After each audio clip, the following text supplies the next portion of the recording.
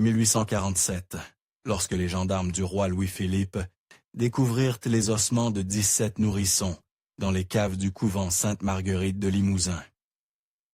Ils ne pouvaient imaginer qu'ils venaient de mettre au jour l'un des scandales les plus sombres de la monarchie de Juillet, car ces petits corps, soigneusement alignés dans des cercueils de bois blanc, portaient tous le même sceau gravé au fer rouge, les armoires des Villeneuve. Avant de vous révéler ce qui s'est réellement passé dans ce couvent isolé des Collines Limousin, prenez un moment pour vous abonner à cette chaîne et dites-moi dans les commentaires de quelle ville vous nous écoutez en ce moment, car cette histoire, mes chers auditeurs, pourrait bien avoir eu lieu plus près de chez vous que vous ne l'imaginez. L'année 1773 marqua le début de ce qui allait devenir l'une des pages les plus noires de l'histoire religieuse française. À cette époque, la région du Limousin vivait encore sous l'emprise d'une noblesse terrienne puissante, où les alliances entre châteaux et couvents tissaient un réseau d'influence que même le roi ne pouvait défaire d'un simple décret. Les couvents Sainte-Marguerite se dressaient à une lieue du village de Châteauvert, perché sur une colline que les brouillards d'automne enveloppaient 9 mois sur 12. Construite en 1698 par les soins de Marguerite de Villeneuve, veuve du marquis Henri-François de Villeneuve. Cet édifice de pierre grise abritait une communauté de sœurs cloîtrées, vouées au silence et à la pénitence. Ses murs épais de 3 pieds, ses fenêtres étroites comme des meurtrières, et ses couloirs qui résonnaient du moindre pas. Tout dans cette architecture évoquait davantage une forteresse qu'un sanctuaire. La famille Villeneuve régnait sur ces terres depuis le règne de Louis XIV. Leur château, visible depuis les fenêtres du couvent, dominait une vallée fertile où s'étendait leur domaine. 3 générations s'étaient succédées dans la protection de Sainte-Marguerite. D'abord, Marguerite la fondatrice, puis son fils Charles-Antoine, et enfin le petit-fils, Édouard-Marie de Villeneuve, qui héritait en 1773 d'un titre d'une fortune considérable et d'un secret de famille qui allait empoisonner sa conscience jusqu'à sa mort. En cette fin de siècle des Lumières, alors que Voltaire tenait contre les superstitions et que l'encyclopédie remettait en question l'autorité de l'Église, le couvent Sainte-Marguerite demeurait un îlot de tradition immuable. Les paysans des environs parlèrent de cet endroit avec un mélange de respect et de crainte. On racontait que les sœurs y pratiquaient des mortifications, si sévères que leurs cris de pénitence traversaient parfois les murs. On murmurait aussi que certaines femmes y entraient enceintes et en ressortaient différentes. C'est par une nuit de janvier 1760 à Corse que tout commença vraiment. Marie-Clotilde Rousseau, fille d'un marchand de Limoges, enceinte de 8 mois et répudiée par sa famille, fut conduite au couvent par un homme encapuchonné. Les registres du couvent, tenus d'une écriture serrée par la mère supérieure, sœur Agnès de la Croix, mentionnent laconiquement: reçu ce jour Marie-Clotilde Rousseau, âgée de 17 ans, pour pénitence et délivrance spirituelle, dot versée par bienfaiteur anonyme de 100 livres. Ce qui rendit cette arrivée particulière, ce ne fut pas la jeunesse de Marie-Clotilde, ni même son état. Le couvent accueillait régulièrement des femmes en détresse. Non, ce qui frappa sœur Bénédicte, la portière, ce fut l'attitude de l'homme qui l'accompagnait. Sous son capuchon, elle avait reconnu les traits fins et la cicatrice au menton d'Édouard-Marie de Villeneuve. Mais surtout, elle avait remarqué la mallette de cuir qu'il portait, ornée du même sceau que celui qu'elle avait vu des dizaines de fois sur les lettres officielles du château. L'état de Marie-Clotilde de l'ordre de son arrivée troubla également sœur Bénédicte. La jeune femme semblait dans un état de stupeur étrange, répondant aux questions par des hochements de tête, les yeux vides et les gestes mécaniques. Ses vêtements, bien que simples, étaient de bonne qualité et sentaient une herbe amère que la portière ne put identifier. Plus tard, Sœur Bénédicte apprendrait que cette odeur caractéristique accompagnait toujours les nouvelles arrivantes, conduites par les hommes à la mallette. Marie-Clotilde accoucha 3 semaines plus tard, par une nuit de tempête, où les hurlements du vent couvraient ses cris de douleur. Sœur Marthe, la sage-femme du couvent, assista seule à cette naissance dans la cellule numéro 7 du corridor des pénitentes. L'enfant, un garçon vigoureux aux cheveux blonds, poussa son premier cri vers 3 heures du matin. Mais, étrangement, dès l'aube, plus aucun pleur ne résonna dans les couloirs. Ce qui se passa cette nuit-là dans la cellule 7 ne fut jamais officiellement rapporté. Mais sœur Bénédicte, qui veillait dans la chapelle proche, entendit des détails troublants. Vers 5 heures du matin, alors que les premières lueurs de l'aube perçaient les vitraux, elle perçut des pas feutrés dans le corridor des pénitentes. Puis des voix étouffées, celle de sœur Agnès reconnaissable entre toutes, et celle, plus grave, d'un homme qui n'aurait pas dû se trouver dans cette partie du couvent réservée aux femmes, les fragments de conversation qu'elle saisit la glacèrent. L'enfant est parfait. La mère doit être préparée, comme convenu avec les acheteurs. Ces mots résonnèrent dans l'esprit de sœur Bénédicte comme un glas funèbre. Quelque chose d'innommable se tramait entre ces murs consacrés. Quand sœur Bénédicte apporta le bouillon matinal à Marie-Clotilde, elle trouva la jeune femme prostrée contre le mur de pierre. Les yeux vides, murmurant sans cesse. « Ils me l'ont pris, ils me l'ont pris. » Interrogée, Marie-Clotilde ne put donner aucune explication cohérente.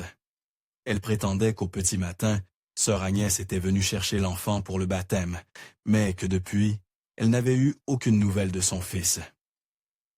La mère supérieure, questionnée par ses sœurs inquiètes, expliqua que l'enfant avait été confié à une famille pieuse de la région. Selon la volonté divine et les arrangements pris avec nos bienfaiteurs, quand sœur Bénédicte osa demander quelle famille, sœur Agnès la fixa de ses yeux gris acier et répondit sèchement. « Les voix du Seigneur ne sont pas les nôtres, ma sœur. » Et le vœu de silence que nous avons prononcé s'applique particulièrement à ces questions. Les mois qui suivirent transformèrent Marie-Clotilde. La jeune femme autrefois vive et bavarde, selon les témoignages, sombra dans un mutisme inquiétant. Elle passait ses journées agenouillée dans la chapelle, fixant la statue de la Vierge Marie, tenant l'enfant Jésus, et certaines sœurs l'entendaient parfois gémir. « Rendez-le-moi, rendez-moi mon petit. » En août 1774, Marie-Clotilde disparut du couvent. Officiellement, selon le registre tenu par sœur Agnès, elle avait quitté notre sainte maison pour rejoindre sa famille à Limoges. L'âme purifiée par la pénitence et réconciliée avec le Seigneur. Mais quand le père de Marie-Clotilde, le marchand Rousseau, se présenta au couvent en septembre pour réclamer sa fille, on lui répondit qu'elle était partie depuis des semaines, pour une destination inconnue. L'affaire aurait pu s'arrêter, là, comme tant d'autres drames familiaux de cette époque troublée. Mais, en octobre de la même année, une nouvelle pensionnaire arriva au couvent. Jeanne-Baptiste Moreau, 19 ans, enceinte de 6 mois, conduite elle aussi par un homme. Encapuchonnée que sœur Bénédicte reconnut sans peine, la même mallette de cuir, les mêmes manières aristocratiques, la même cicatrice au menton. Le schéma se répéta. Accouchement dans la cellule 7, enfant vigoureux, une fille cette fois qui disparut des lobes. Jeanne-Baptiste, contrairement à Marie-Clotilde, ne sombra pas dans la mélancolie. Elle exigea des explications, menaça de porter plainte, supplie à qu'on lui rende sa fille. Sœur Agnès la fit enfermer 3 jours au cachot pour rébellion contre l'autorité divine. Quand on la libéra, Jeanne-Baptiste était devenue docile, presque absente. Elle ne parla plus jamais de son enfant. En décembre, Jeanne-Baptiste disparut à son tour. Cette fois, même les sœurs commencent à s'interroger. Sœur Bénédicte, qui avait une 40aine d'années, et servait le couvent depuis 15 ans, n'avait jamais vu autant de jeunes mères partir si soudainement après leur accouchement. L'hiver 1774-1775 fut particulièrement rigoureux dans le Limousin. Les routes étaient souvent impraticables. Ce qui expliquait peut-être pourquoi les bienfaiteurs anonymes continuaient d'amener des femmes enceintes au couvent, malgré les conditions difficiles. Entre janvier et mars 1775, 4 nouvelles pensionnaires arrivent successivement. Marguerite Lafont, Catherine Beaumont, Anne-Marie Durand et Élisabeth Girard. Toutes enceintes, toutes conduites par l'homme à la mallette de cuir, toutes hébergées dans la cellule 7 pour leur accouchement. Sœur Bénédicte commença alors à tenir un registre secret, griffonné à la hâte sur des bouts tachés de parchemin qu'elle cachait dans sa Bible personnelle. Elle y notait les dates d'arrivée, les noms des femmes, les dates d'accouchement et les dates de disparition. Un motif troublant émergea. Aucune de ces femmes ne restait plus de 3 mois au couvent, après son accouchement. Toutes partaient subitement, sans laisser d'adresse, sans prendre congé des sœurs, avec qui elles avaient parfois noué des liens. Au fil des semaines, sœur Bénédicte affina ses observations. Elle remarqua que chaque nouvelle arrivante présentait les mêmes symptômes étranges. Cette stupeur caractéristique, cette docilité inhabituelle, et surtout, cette odeur d'herbe amère qui imprégnait leurs vêtements. Intriguée, elle finit par identifier la source de cette odeur en fouillant discrètement dans les affaires de l'une des pensionnaires. De petits sachets de toile contenaient une poudre brunâtre qu'elle reconnut comme de l'opium mélangé à de la mandragore. Cette découverte l'horrifia. Les femmes étaient droguées avant leur arrivée au couvent, maintenues dans un état de dépendance qui expliquait leur passivité anormale. Cela expliquait aussi pourquoi elles acceptaient si facilement qu'on leur retire leurs enfants, et pourquoi elles partaient sans résistance quand on leur ordonnait. Plus troublant encore, sœur Bénédicte remarqua que chaque départ coïncidait avec la visite nocturne d'un carrosse aux armoires idées Villeneuve. Ce carrosse, elle l'avait aperçu plusieurs fois depuis sa fenêtre, toujours entre 1 et 3 heures du matin, toujours suivi du départ d'une pensionnaire dans les jours suivants. Mais où emmenait-on ces femmes, et dans quel état, une nuit de février 1775, poussée par une curiosité morbide, sœur Bénédicte se posta à sa fenêtre pour observer l'un de ses départs nocturnes. Catherine Beaumont, qui avait accouché d'une fille 15 jours plus tôt, fut escortée vers le carrosse par 2 hommes en noir. Dans la lumière blafarde de la lune, la religieuse put voir que Catherine titubait comme une ivrogne, soutenue par ses accompagnateurs. Ses gestes étaient lents, mécaniques, et elle ne semblait pas consciente de ce qui lui arrivait. Quand l'un des hommes l'aida, montait dans la voiture, Catherine leva brièvement la tête vers les fenêtres du couvent. Sœur Bénédicte frissonna en croisant ce regard vide, inexpressif, celui d'une personne dont l'âme semblait avoir été éteinte. Le carrosse s'éloigna dans la nuit, emportant Catherine Beaumont vers un destin que sœur Bénédicte n'osait. Imaginez, en mars 1775, l'événement qui allait tout changer se produisit. Élisabeth Girard, la plus récente arrivée, accoucha d'un fils dans des conditions dramatiques. Contrairement aux autres, cette jeune femme de 22 ans avait résisté aux drogues. Son tempérament naturellement robuste et sa méfiance, instinctive, l'avaient poussée à dissimuler les sachets de poudre qu'on lui donnait au lieu de les consommer. L'enfant était chétif, prématuré, et sœur Marthe douta qu'il survive à la nuit. Contrairement à l'habitude, le nouveau-né ne fut pas emmené à l'aube. Il resta dans la cellule avec sa mère, qui le veilla jour et nuit, refusant de s'en séparer même pour les repas. Élisabeth avait compris, avec l'instinct maternel, le plus primitif, que son enfant était en danger. 3 jours plus tard, vers minuit, sœur Bénédicte fut réveillée par des cris, provenant du corridor des pénitentes. Elle se leva, enfila sa bure, et se dirigea vers la cellule 7. Ce qu'elle vit la marqua à vie. Élisabeth Girard se débattait avec 2 hommes en noir qui tentèrent de lui arracher son enfant. L'un des hommes était Édouard-Marie de Villeneuve, qu'elle reconnut parfaitement malgré l'obscurité. L'autre était un inconnu, plus âgé, portant les habits d'un médecin ou d'un notaire. « Non !» hurlait Élisabeth. « Il est trop faible, il va mourir si vous l'emmenez. » Villeneuve répondit d'une voix froide. « Ce n'est plus votre affaire, madame. L'arrangement est conclu. » Sœur Bénédicte, terrifiée, se cacha dans l'ombre et assista à l'enlèvement de l'enfant. Élisabeth Girard, épuisée par l'accouchement et la lutte, s'effondra en sanglots. Villeneuve et son complice emportèrent le nourrisson dans un panier d'osier comme un vulgaire colis. Le lendemain matin, Élisabeth Girard avait disparu. Cette nuit de mars 1775 transforma sœur Bénédicte, elle comprit qu'elle était témoin d'un trafic organisé, impliquant la plus haute noblesse de la région et couvert par l'autorité religieuse de leur propre couvent. Mais que pouvait-elle faire? Porter témoignage contre un marquis, dénoncer sa propre mère supérieure.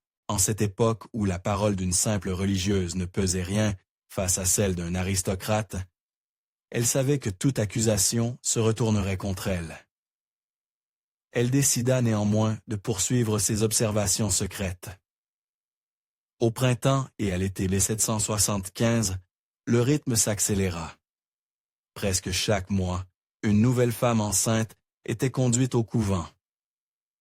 Sœur Bénédicte remarqua qu'elle venait de régions de plus en plus éloignées, Périgord, Auvergne, parfois même du Berris.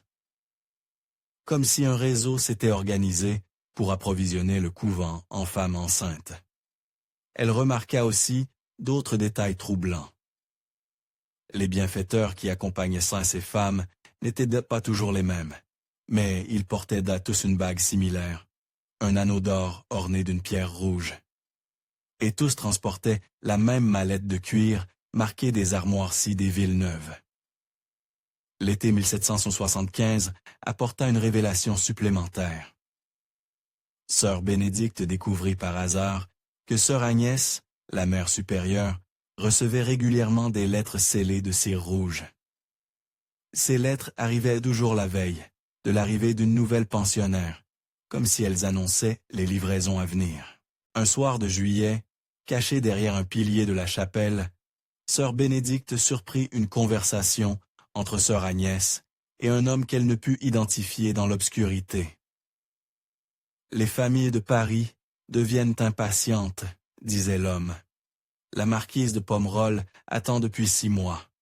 Il nous faut des enfants plus jeunes, plus vigoureux. »« Nos pourvoyeuses font de leur mieux, » répondit sœur Agnès. « Mais il devient difficile de trouver des femmes convenables. Les guerres ont dispersé les populations. Alors, élargissez votre zone de recherche. Le marquis de Villeneuve a des contacts, en Bretagne et en Normandie. Et n'oubliez pas, les familles payent double pour les garçons. Si cette conversation vous donne des frissons, n'hésitez pas à cliquer sur « J'aime » et dites-moi dans les commentaires ce que vous pensez qu'il va arriver à sœur Bénédicte. L'automne 1775 marqua un tournant dans l'enquête secrète de sœur Bénédicte. La religieuse avait développé une méthode pour épier les activités nocturnes du couvent. Elle prétextait des insomnies dues à des visions mystiques pour obtenir la permission de passer des heures en prière dans la chapelle. De là, elle pouvait observer les allées et venues sans éveiller les soupçons. C'est ainsi qu'elle découvrit l'existence d'une seconde cellule, dissimulée derrière la sacristie, où étaient gardés des nourrissons en attente de placement. Cette pièce, qu'elle n'avait jamais remarquée en 15 ans de service, était accessible par un passage secret, aménagé dans l'épaisseur du mur. Sœur Marthe, la sage-femme, y amenait les enfants après les accouchements et les y nourrissait jusqu'à ce que les adoptants viennent les chercher. La nuit du 23 octobre 1775, sœur Bénédicte assista à une scène qui la glace à d'horreur. Un couple aristocratique, escorté par Édouard-Marie de Villeneuve, vient choisir un enfant parmi les 4 nourrissons gardés dans la cellule secrète. L'homme et la femme examinèrent les bébés comme on inspecte du bétail, soulevant leurs langes, tâtant leurs membres, écoutant leurs cris. « Celui-là est parfait », dit la femme en désignant un garçon d'environ 2 mois. « Il a les yeux clairs et semble robuste. »« Excellent choix, Madame la Comtesse », répondit Villeneuve. Sa mère était d'excellente constitution, fille d'un fermier de l'Auvergne. Les papiers sont prêts, il vous suffit de signer. L'échange qui suivit révèle l'ampleur du trafic. La comtesse remit à Villeneuve une bourse de cuir contenant, d'après le bruit des pièces, une somme considérable. Villeneuve compta rapidement et annonça « Mis le livre comme convenu, plus les frais de nourrice et de transport. » Et pour les papiers de naissance, demanda le comte, Maître du Brueil s'en charge. L'enfant sera officiellement né dans vos terres d'une servante décédée en couche. Personne ne pourra jamais remonter jusqu'ici. Sœur Bénédicte comprit alors que le réseau impliquait non seulement des nobles désireux d'enfants, mais aussi des notaires complices qui falsifiaient les actes de naissance. Les enfants vendus obtenaient ainsi une identité légale parfaitement crédible, effaçant toute trace de leur origine véritable. En décembre 1775, un événement imprévu bouleversa l'équilibre du système. Marguerite Perrin, l'une des jeunes femmes qui avait accouché au couvent 6 mois plus tôt et dont l'enfant avait été placé, réapparut soudainement aux portes du couvent. Contrairement aux autres, elle n'était pas partie volontairement. Elle avait été conduite de force dans un hospice de Clermont-Ferrand où on l'avait gardée en observation médicale tout l'été. Marguerite avait réussi à s'échapper et était revenue réclamer son fils. Mais sa réapparition posait un problème majeur. Officiellement, selon les registres, elle était partie rejoindre sa famille avec reconnaissance pour les soins reçus. Sa présence prouvait que les registres étaient falsifiés.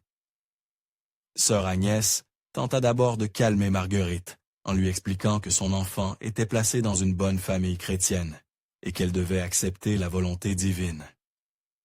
Mais Marguerite, durcie par des mois d'enfermement forcé, ne se laissa pas impressionner. Elle exigea de connaître l'identité des adoptants et menaça de porter plainte devant les autorités royales si on ne lui rendait pas son fils. La situation devint explosive quand Marguerite reconnut Édouard-Marie de Villeneuve lors de l'une de ses visites nocturnes. Elle l'apostropha publiquement dans la cour du couvent devant plusieurs sœurs. « C'est vous, vous êtes celui qui m'avait emmené de force à Clermont. Rendez-moi à mon enfant. » Villeneuve, pris au dépourvu, tenta de nier, mais Marguerite décrit, avec précision la cicatrice à son menton, sa bague à pierres rouges, et même l'intérieur de son carrosse. Plusieurs sœurs furent témoins de cette confrontation. Et le secret commença à se fissurer. Consciente que la situation devenait incontrôlable, sœur Bénédicte prit une décision qui allait changer sa vie.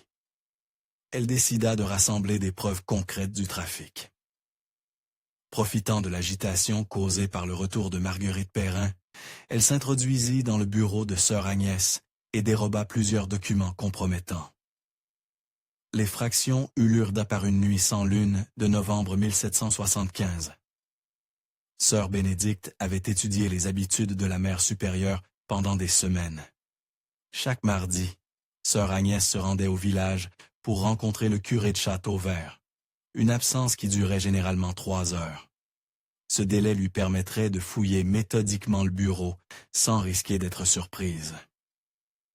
Le bureau de sœur Agnès occupait une pièce carrée au premier étage du couvent, éclairée par une unique fenêtre donnant sur la cour intérieure. Les murs étaient tapissés de rayonnage, contenant les registres de la communauté, les livres de prière et les nombreux volumes de correspondance administrative. Mais c'est derrière un faux panneau, dissimulé par un crucifix de bois sculpté, que sœur Bénédicte découvrit le véritable trésor, une cassette de fer contenant les documents secrets du réseau. Ce qu'elle découvrit dépassait ses pires suppositions. Les papiers révélaient l'existence d'un réseau organisé impliquant une dizaine de couvents dans tout le centre de la France, coordonné par une société secrète appelée les Protecteurs de l'Innocence. Cette société comptait parmi ses membres des nobles, des bourgeois enrichis, des médecins et même des magistrats. Les documents les plus troublants étaient des catalogues, détaillant les caractéristiques des enfants disponibles. Chaque fiche comportait l'âge, le sexe, la couleur des yeux et des cheveux, l'état de santé, et même des notes sur le tempérament présumé du nourrisson. Ces fiches étaient accompagnées de dessins au fusain représentant les visages des bébés, comme s'il s'agissait de marchandises à vendre. Une chemise particulière attira l'attention de sœur Bénédicte, marquée « Commande spéciale », clientèle parisienne. Elle contenait des demandes détaillées de familles nobles, précisant leurs exigences, garçons aux yeux bleus, cheveux blonds, constitution robuste pour héritage du nom, ou encore philo très fin pour mariage avantageux dans 15 ans. Ces commandes étaient des signés de noms prestigieux de l'aristocratie française. Les documents détaillaient le fonctionnement du système. Des racoleurs parcouraient les campagnes pour identifier des femmes enceintes, en détresse. Ces femmes étaient conduites dans l'un des couvents affiliés, où elles accouchaient dans le secret. Les enfants étaient ensuite vendus à des familles nobles ou bourgeoises infertiles, moyennant des sommes considérables, de 500 à 2000 livres selon l'âge, le sexe et la qualité de l'enfant. Un registre comptable révéla l'ampleur financière de l'opération. Sur les 3 dernières années, le couvent Sainte-Marguerite avait généré plus de 50 000 livres de profil net, sommes astronomiques pour l'époque. Cette richesse expliquait les récents travaux d'agrandissement du couvent et l'amélioration notable du train de vie de la communauté. Les mères, quant à elles, étaient généralement transférées dans des hospices éloignés où elles étaient maintenues sous sédatifs ou enfermées pour troubles mentaux. Certaines, jugées trop dangereuses ou trop revendicatives, étaient simplement éliminées. Une lettre particulièrement glaçante, signée de la main d'Édouard-Marie de Villeneuve, détaillait les tarifs de placement et révélait des aspects encore plus sombres du réseau. Mes chers associés, suite à notre dernière assemblée, voici les nouveaux barèmes pour l'année 1775. Garçon de moins de 3 mois, constitution robuste, 1500 livres. Fille de moins de 3 mois, constitution robuste, 1000 livres. Enfant présentant des défauts, placement gratuit dans les hospices, ou disposition selon les méthodes habituelles. Pour les clients particulièrement exigeants, nous proposons désormais un service de personnalisation permettant de modifier certains traits. Physique des nourrissons moyennant, supplément de 300 livres. Cette dernière phrase glaça le sang de sœur Bénédicte. Que signifiait cette personnalisation? Quelles horreurs se cachaient derrière ce terme euphémique?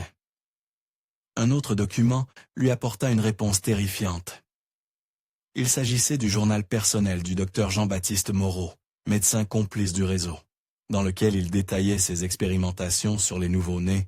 Certains passages, rédigés dans un style clinique froid, décrivaient des tentatives de modification de la couleur des yeux par injection de substances chimiques, des greffes de cheveux pour changer leur couleur naturelle, et même des interventions chirurgicales pour corriger des traits jugés indésirables par les acheteurs.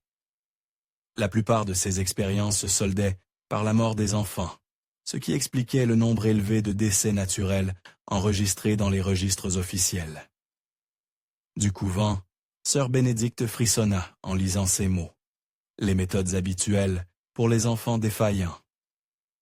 Elle comprenait maintenant l'horrible vérité. Le retour de Marguerite Perrin avait mis le réseau en alerte. Sœur Bénédicte remarqua une multiplication des visites nocturnes au couvent. Des hommes en noir venaient à s'entretenir avec sœur Agnès et leurs conversations, qu'elle surprenait parfois, tournaient autour du problème Perrin et des moyens de le résoudre définitivement.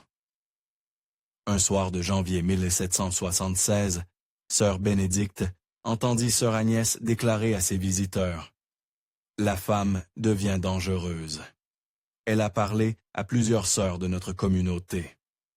Certaines commencent à poser des questions embarrassantes. Alors, il faut agir. Répondent une voix qu'elle reconnut comme celle de Villeneuve, comme pour les autres cas problématiques.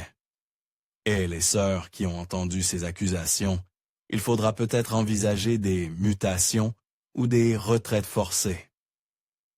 Cette conversation terrifiait sœur Bénédicte, qui comprit qu'elle était elle-même en danger. Elle avait été vue en compagnie de Marguerite Perrin, et ses questions répétées sur le sort des anciennes pensionnaires n'étaient pas passées inaperçues. Le 15 janvier 1776, Marguerite Perrin disparut une seconde fois. Officiellement, elle avait quitté le couvent après avoir été rassurée sur le sort de son enfant.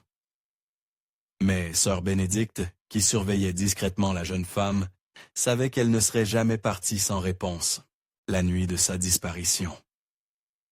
Elle avait entendu des bruits de lutte venant de la cellule où logeait Marguerite, puis le roulement caractéristique du carrosse des Villeneuve. 2 jours plus tard, un bûcheron découvrit dans la forêt proche un corps de femme, défiguré, que les autorités identifièrent comme celui d'une vagabonde inconnue morte de froid. Sœur Bénédicte reconnut les vêtements de Marguerite Perrin. Comprenant que sa vie était menacée, sœur Bénédicte élabora un plan d'évasion. Elle dissimula les documents volés dans la doublure de sa Bible et prépara secrètement ça. Fuite. Son intention était de gagner Paris et de remettre l'épreuve aux autorités royales, en espérant que la justice du roi serait plus forte que l'influence des Villeneuve. Mais le réseau avait ses espions partout. La nuit du 3 février 1776, alors qu'elle s'apprêtait à quitter le couvent par la porte de service, sœur Bénédicte fut interceptée par 3 hommes masqués. Ils la ramenaient de force dans sa cellule et fouillaient ses affaires jusqu'à découvrir les documents cachés. Édouard-Marie de Villeneuve apparut alors, le visage dur comme la pierre. « Ma sœur, dit-il d'une voix glaciale, votre curiosité vous a mené trop loin. Ces papiers ne vous concernent pas. Monseigneur, balbutia, sœur Bénédicte, je n'ai rien vu, rien entendu. Je vous jure le secret. Le secret, ma sœur, ne se jure pas. Il se garantit par des moyens plus définitifs. » Villeneuve donna un ordre à ses hommes qui saisirent sœur Bénédicte par les bras. Mais au moment où il l'entraînait vers la sortie, une clameur s'éleva de la cour du couvent. Des torches apparurent. Des voix d'hommes résonnèrent. Un détachement de la maréchaussée royale venait d'investir les lieux. Ce que Villeneuve et ses complices ignorent, c'est que sœur Bénédicte avait pris ses précautions. Avant de tenter sa fuite, elle avait confié une lettre détaillée à son frère. Pierre Bénédicte marchand à Limoges. Cette lettre contenait un résumé de ses découvertes et l'instruction de la remettre aux autorités si elle venait à disparaître ou à mourir dans des circonstances suspectes. Pierre Bénédicte, n'ayant pas eu de nouvelles de sa sœur depuis 3 semaines, avait respecté les consignes. Il avait porté la lettre au lieutenant général de police de Limoges, qui avait immédiatement organisé une perquisition au couvent Sainte-Marguerite. L'arrivée des forces de l'ordre transforma le couvent en champ de bataille. Villeneuve et ses hommes tentèrent de fuir, mais les issues étaient regardées. Dans la confusion, sœur Bénédicte parvint à s'échapper et à rejoindre les maréchaux, à qui elle remit les documents originaux qu'elle avait réussi à dissimuler dans sa chaussure. Les perquisitions révélèrent l'ampleur du scandale. Dans la cellule secrète, les autorités découvrirent 3 nourrissons en attente de placement, ainsi que des registres détaillés de toutes les transactions effectuées depuis 1773. Les caves du couvent recèlent un charnier contenant les corps de 17 nouveau-nés, tous marqués au fer rouge des armoiries des Villeneuve. L'enquête révéla que ces enfants étaient de ceux qui avaient été jugés non conformes par les acheteurs, prématurés, mal formés ou simplement trop faibles pour survivre au transport. Plutôt que de les laisser mourir naturellement, le réseau les avait éliminés, pour éviter qu'ils ne deviennent des témoins gênants en plus tard.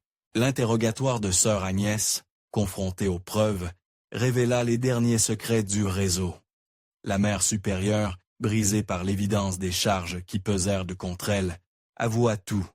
Le trafic avait commencé modestement en 1773, à l'initiative d'Édouard-Marie de Villeneuve, qui cherchait une solution pour sa propre épouse, stérile.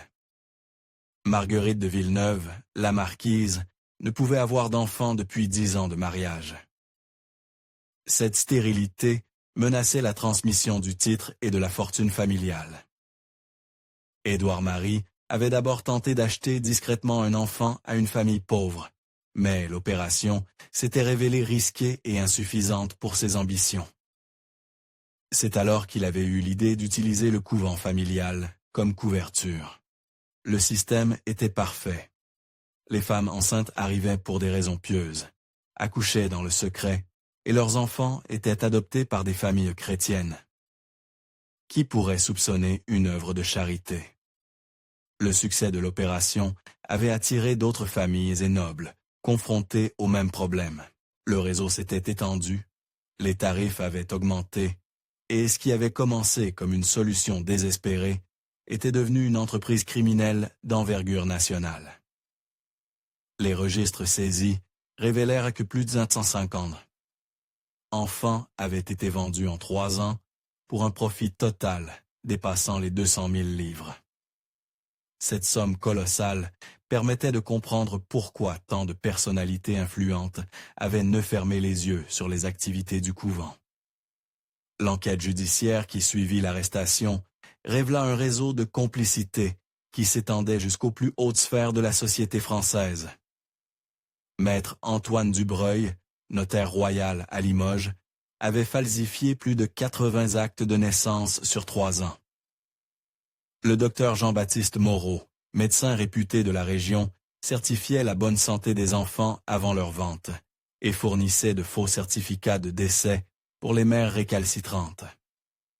Plus troublant encore, l'instruction révéla l'implication de Claude-Henri de Montcalm, un tendant de la généralité du Limousin, qui avait fourni des passeports falsifiés permettant le transport des enfants vers Paris et d'autres régions.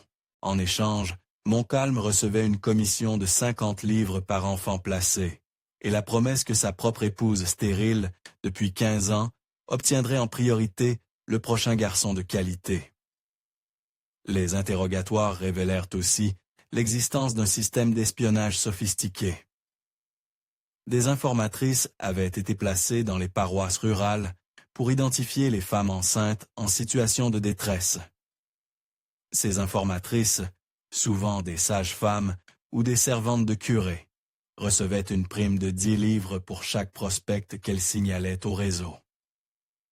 Marie-Antoinette Dubois, sage-femme du village de Châteauvert, avoua avoir ainsi orienté plus de 30 femmes vers le couvent Sainte-Marguerite. Je leur disais que les sœurs s'occuperaient d'elles et de leurs enfants, expliqua-t-elle en pleurs lors de son interrogatoire. Je ne savais pas. Je croyais que c'était une œuvre de charité. L'enquête permit de reconstituer le destin tragique de nombreuses mères. Contrairement au registre officiel qui prétendait qu'elles étaient reparties dans leur famille, la réalité était bien plus sombre. Sur les 72 femmes qui avaient accouché au couvent entre 1773 et 1776, seulement 15 avaient effectivement quitté l'établissement vivantes et libres.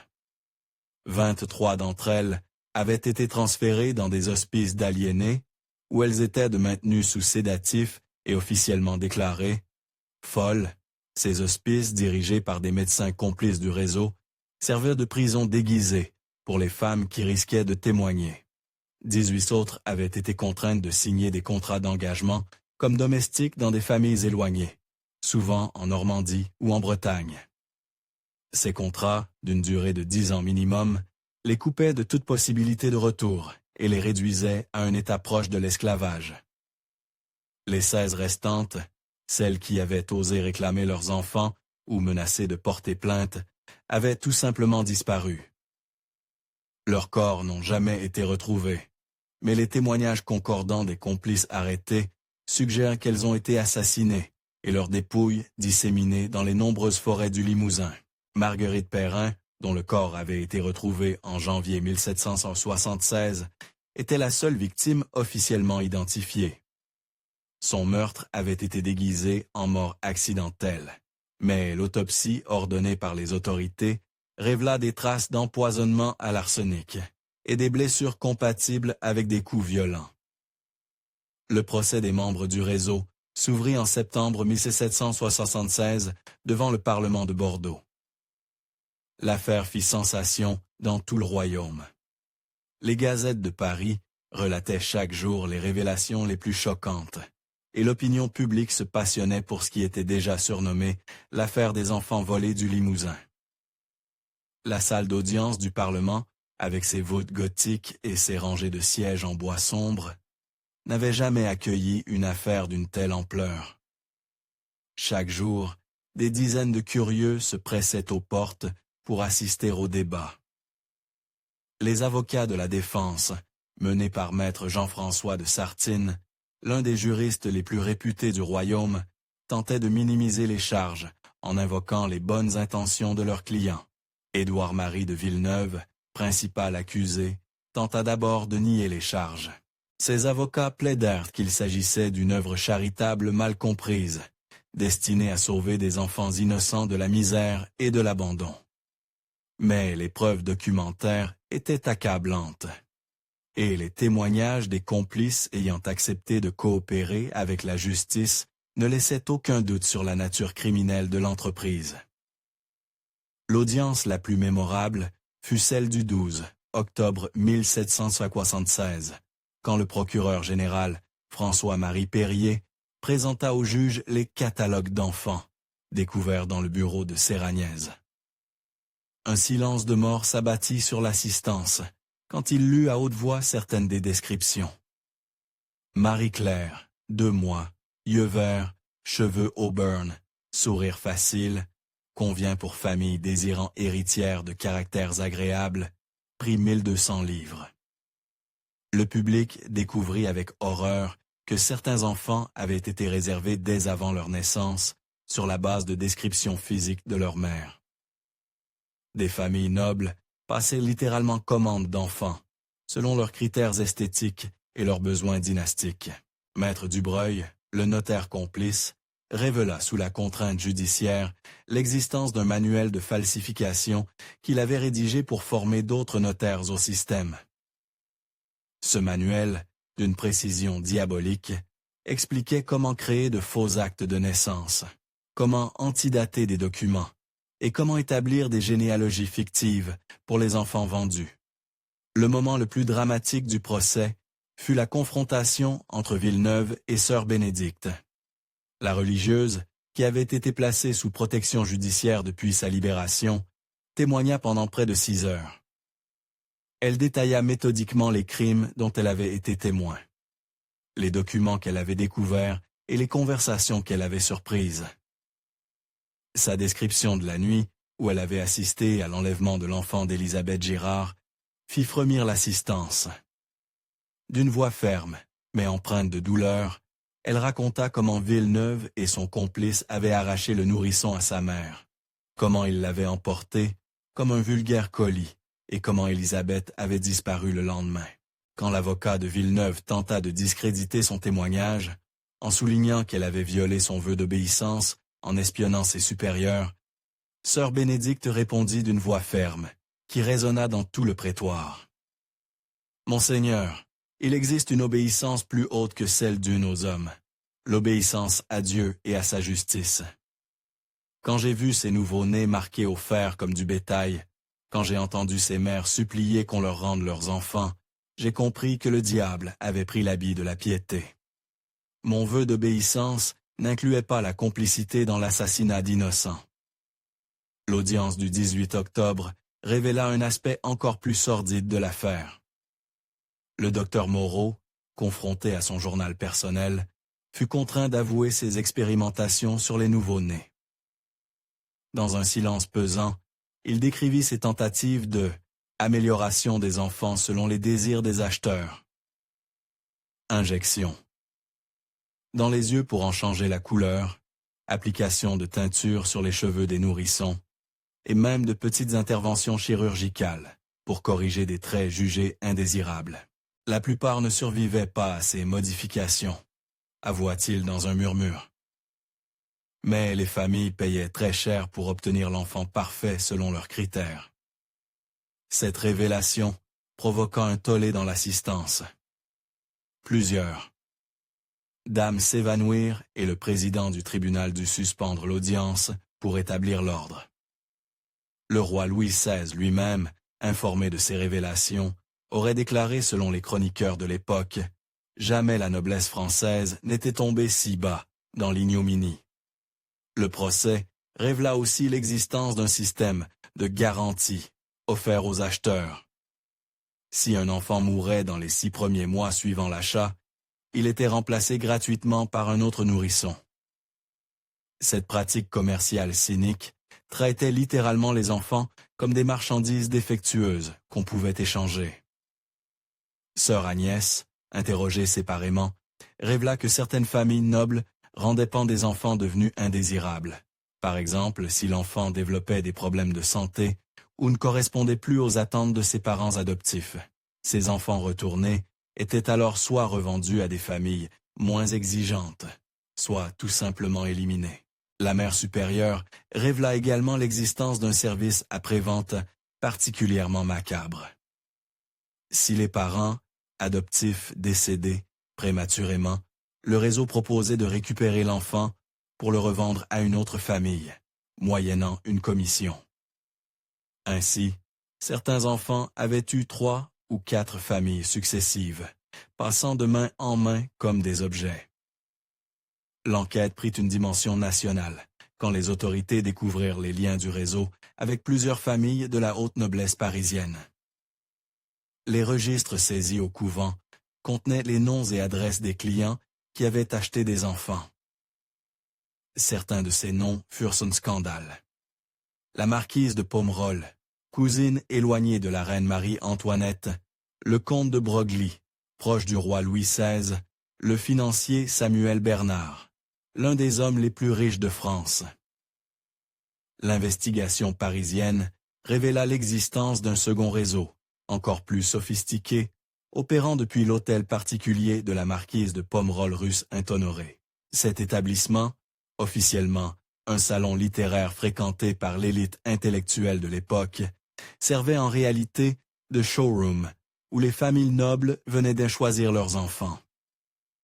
Les témoignages recueillis par les enquêteurs parisiens révélèrent des scènes d'une froideur glaçante. Les nourrissons étaient de présenter dans un salon luxueux, installés dans des berceaux dorés, tandis que les clients les examinaient comme on évalue du bétail. Certains demandaient à les entendre pleurer pour tester leur constitution. D'autres vérifiaient la souplesse de leurs membres ou la vigueur de leurs réflexes. La marquise de Pomerol elle-même, interrogée par les autorités royales, avoua avoir acquis 5 enfants sur 3 ans. Son témoignage révéla que le trafic s'étendait bien au-delà des frontières de françaises.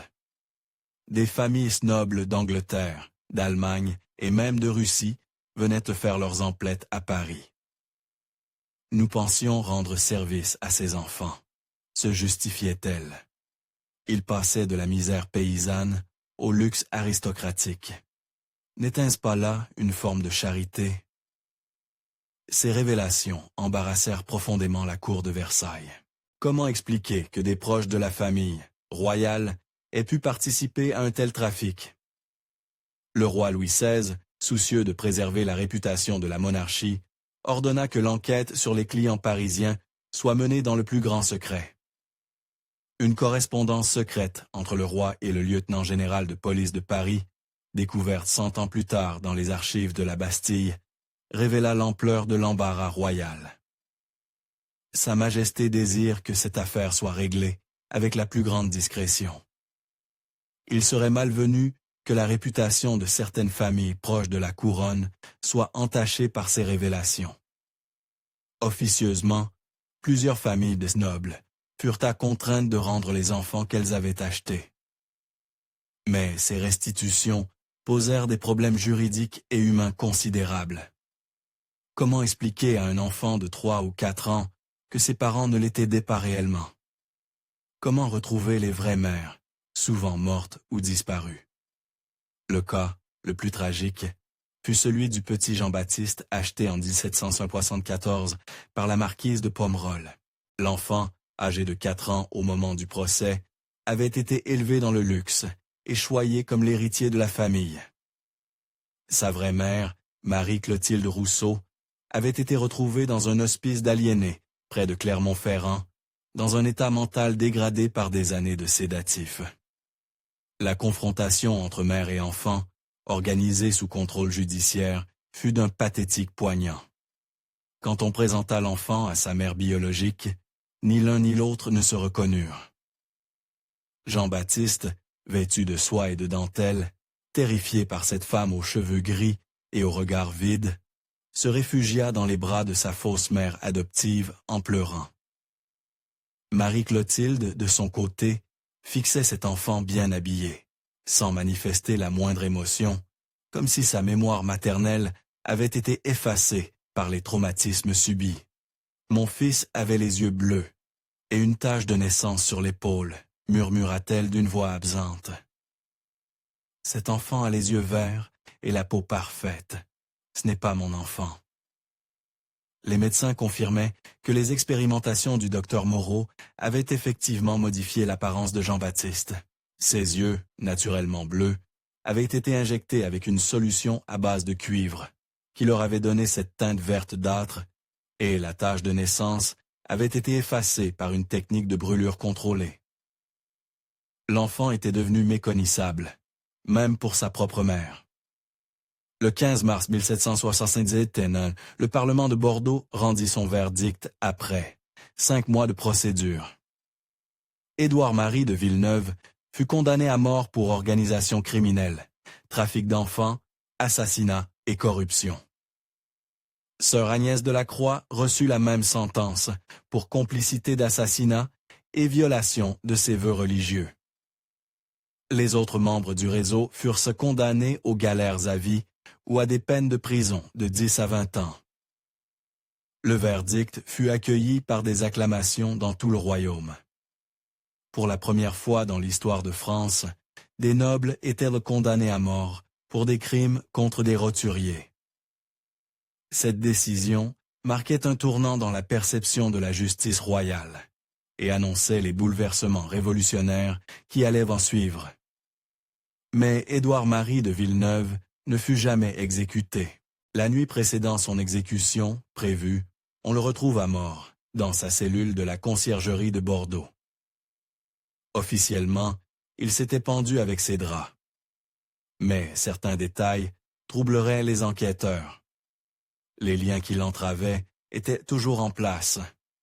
Ses mains portaient des traces de lutte et son corps ne présentait aucune marque d'asphyxie compatible avec une pendaison.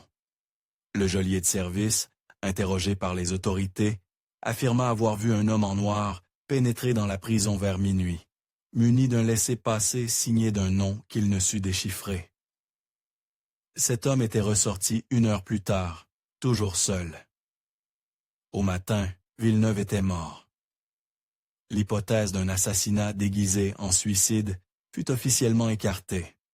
Mais les témoignages concordants suggéraient que des complices encore libres avaient préféré faire taire définitivement Villeneuve, plutôt que de risquer qu'il révèle d'autres noms sous la torture. Sa mort emportait avec elle les derniers secrets d'un réseau qui s'étendait probablement bien au-delà de ce qui avait été révélé. Sœur Agnès, elle, fut effectivement exécutée sur la place publique de Bordeaux, devant une foule nombreuse, venue assister au châtiment de celle qu'on surnommait la religieuse du diable. Ces derniers mots, rapportés par l'aumônier de la prison, furent particulièrement troublants.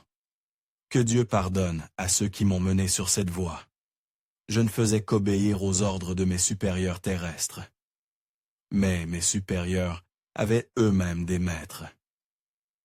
Cette dernière phrase intrigua les témoins. quels étaient ces maîtres auxquels faisait allusion la mère supérieure. Son exécution emporta cette révélation dans la tombe. L'affaire des Villeneuve eut des répercussions profondes sur la société française de la fin du XVIIIe siècle. Elle alimenta la méfiance grandissante du peuple envers l'aristocratie et contribua au discrédit de l'Ancien Régime. Les pamphlets révolutionnaires de 1789 citèrent de souvent ce scandale, comme preuve de la corruption morale de la noblesse. Plus immédiatement, l'affaire provoqua une réforme du système de contrôle des couvents et établissements religieux. Louis XVI ordonna que tous les couvents du royaume soient inspectés par des commissaires royaux et que leurs registres soient régulièrement vérifiés par les autorités civiles. Une ordonnance royale de 1778 interdit formellement l'adoption d'enfants sans l'accord écrit et authentifié des parents biologiques et créa un système de suivi des enfants placés. Ces mesures, bien qu'insuffisantes, marquèrent les premiers pas vers une protection légale de l'enfance en France. Mais le plus troublant, c'est ce qui ne fut jamais élucidé. L'enquête avait révélé l'existence de couvents partenaires dans d'autres régions de France, mais les investigations dans ces établissements furent mystérieusement interrompues en 1778. Plusieurs dossiers disparurent des archives judiciaires et certains témoins clés furent retrouvés morts dans des circonstances suspectes. Il est probable que des réseaux similaires continuèrent d'opérer, protégés par des complicités plus hautes encore que celles révélées lors du procès des Villeneuve. Le pouvoir royal, désireux d'éviter un scandale plus vaste qui aurait ébranlé les fondements de la monarchie, préféra étouffer ses investigations. Sœur Bénédicte, l'héroïne malgré elle de cette affaire, ne connut pas le repos qu'elle méritait. Après le procès, elle demanda à être relevée de ses vœux et à retourner à la vie civile. Sa demande fut acceptée par l'évêque de Limoges, mais sa notoriété lui rendit la réinsertion difficile. Beaucoup la considéraient comme une traîtresse qui avait violé le secret de confession et trahi sa communauté religieuse. D'autres, au contraire, en faisaient une sainte laïque qui avait eu le courage de dénoncer la corruption. Cette célébrité ambiguë la rendit vulnérable aux vengeances des complices encore libres. En 1780, Marguerite Bénédicte, elle avait repris son nom de baptême, fut retrouvée morte dans sa modeste maison de Limoges. La cause officielle fut une fièvre maligne. Mais son frère Pierre nota dans une lettre que sa sœur avait reçu plusieurs lettres de menaces dans les semaines précédant à mort et qu'elle se plaignait de malaises étranges après ses repas. L'empoisonnement était probable, mais jamais prouvé. Marguerite Bénédicte emporta dans la tombe les derniers secrets de l'affaire Villeneuve. Avec sa mort, disparaissait le principal témoin d'un scandale que beaucoup préféraient oublier. Dans les années qui suivirent, une étrange amnésie collective semblait frapper la région du Limousin. Les habitants de Châteauvert cessèrent de parler du couvent détruit, comme si l'édifice n'avait jamais existé. Les archives paroissiales de l'époque furent accidentellement détruites dans un incendie en 1785, effaçant toute trace officielle de l'existence de Sainte Marguerite. Les familles qui avaient perdu des filles dans le réseau préféraient le silence à la honte publique. Dans cette société où l'honneur familial primait sur la justice, il valait mieux oublier qu'avouer avoir eu une fille déshonorée, mêlée à un tel scandale. Seuls quelques documents échappèrent à cette épuration mémorielle. En 1847, 70 ans après les faits, un érudit local nommé Félicien Montimboeuf découvrit dans les archives privées d'un auteur de Limoges un dossier complet sur l'affaire Villeneuve. C'est cette découverte qui permit aux gendarmes de localiser l'emplacement exact de l'ancien couvent et d'y effectuer les fouilles qui révélèrent les ossements des 17 nourrissons. Cette redécouverte macabre en 1847 relança brièvement l'intérêt pour l'affaire, mais la révolution de 1848 et les bouleversements politiques qui suivirent détournèrent l'attention publique. le dossier Montaignebeuf fut classé sans suite et disparut à nouveau dans les méandres de l'administration. Aujourd'hui encore, les habitants de l'ancienne région de Châteauvert évitent de parler de cette histoire. La colline où s'élevait le couvent Sainte-Marguerite n'a jamais été réoccupée. Les tentatives de construction dans les années 1920 et 1950 ont toutes échoué. Les ouvriers trouvaient régulièrement des ossements dans le sol et plusieurs accidents inexplicés ont marqué ces chantiers avortés. Les historiens locaux estiment que l'affaire Villeneuve ne représentait que la partie visible d'un système plus vaste de trafic d'enfants qui sévissait dans la France d'Ancien Régime. Combien de couvents, d'hospices, d'orphelinats servent de couverture à des réseaux similaires? Combien d'enfants ont été arrachés à leur mère pour satisfaire les désirs d'une noblesse décadente? Ces questions demeurent sans réponse. Les révolutions, les guerres et les destructions d'archives ont effacé la plupart des traces. Mais parfois, des découvertes fortuites rappellent que le passé garde ses secrets. En 1923, la démolition d'un ancien hospice de Clermont-Ferrand révéla une cave murée contenant les squelettes de 12 femmes jeunes. En 1967, des travaux routiers près de Périgueux mirent toujours une fosse commune avec les restes de 15 nouveau-nés datant du XVIIIe siècle. Chaque fois, les autorités classent ces découvertes comme des sépultures historiques sans intérêt. Judiciaire. Chaque fois, l'enquête est rapidement close et les ossements discrètement réanimés, comme si certaines vérités étaient trop dérangeantes pour être totalement révélées. Alors que nous arrivons au terme de ce récit terrifiant, une question subsiste. L'affaire Villeneuve fut-elle réellement un cas isolé? Ou révéla-t-elle l'existence d'un système plus vaste et plus ancien de trafic d'enfants dans la France d'Ancien Régime?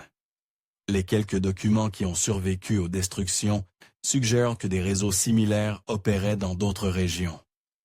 Une lettre interceptée en 1776 par les autorités mentionne des maisons partenaires en Provence, en Bretagne et même en Alsace. Un rapport de police de 1778, retrouvé dans les archives secrètes de la Bastille après sa prise en 1799, évoque des arrangements commerciaux concernant le placement d'innocents impliquant des familles nobles de toute l'Europe. Mais ces indices ne furent jamais exploités. Les autorités de l'époque préféraient circonscrire le scandale au seul cas Villeneuve, de peur que des investigations plus poussées ne révèlent l'ampleur réelle de la corruption nobiliaire. Aujourd'hui, près de 2 siècles et demi, après ces événements, nous ne pouvons que nous interroger.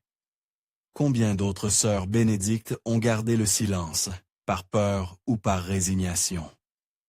Combien d'autres Marguerites Perron ont disparu sans laisser de traces? Combien d'enfants ont été vendus, marqués, éliminés dans l'indifférence générale d'une société qui fermait les yeux sur les crimes de ses élites? L'histoire officielle a effacé la plupart de ces questions dérangeantes. Mais parfois, lors de travaux ou de fouilles archéologiques, la Terre révèle encore ses secrets enfouis, et chaque découverte macabre nous rappelle que la France d'Ancien Régime cachait, derrière ses fastes et ses cérémonies, des abîmes de cruauté que nous n'avons peut-être pas encore totalement explorés. Vous qui m'avez écouté jusqu'au bout, vous croyez-vous que toute la vérité sur l'affaire Villeneuve a été révélée? Pensez-vous que d'autres réseaux similaires ont pu échapper à la justice? Dites-moi dans les commentaires ce que vous pensez de cette histoire troublante. Abonnez-vous à cette chaîne pour découvrir d'autres mystères de l'histoire française. Et partagez cette vidéo avec ceux qui, comme vous, ne craignent pas de regarder en face les ondes d'ombre de notre passé, car il est des vérités qui, même ensevelies sous les siècles, finissent toujours par ressurgir.